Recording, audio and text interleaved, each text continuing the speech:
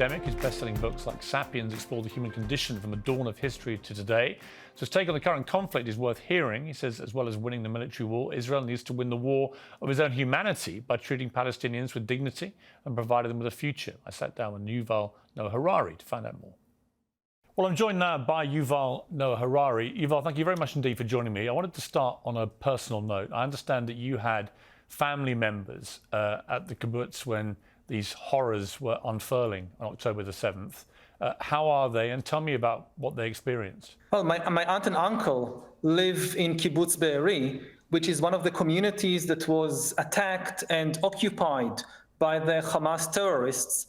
My aunt and uncle, he's 100 years old and my aunt is 90 years old, they hid in their house as terrorists went systematically from house to house in their kibbutz and tortured and executed and murdered people, their neighbors and friends, in the most horrific ways.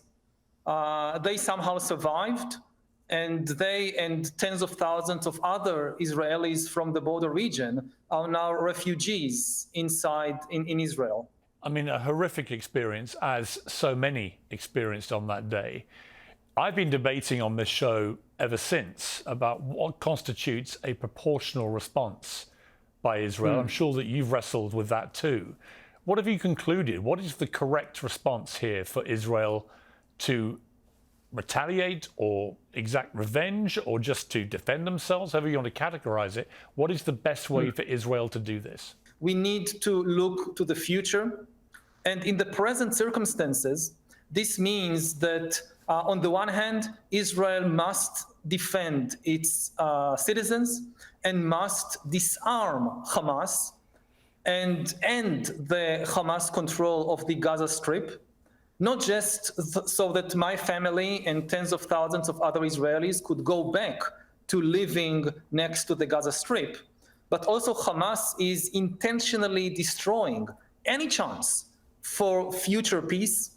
You know, the reason this attack was launched now, the reason for the timing of the attack was that Israel was very close to signing a historical peace treaty with Saudi Arabia, which was supposed not just to normalize relations between Israel and the Arab world, but also to restart the Israeli-Palestinian peace process and to include concessions that will alleviate the suffering of millions of Palestinians in the occupied territories.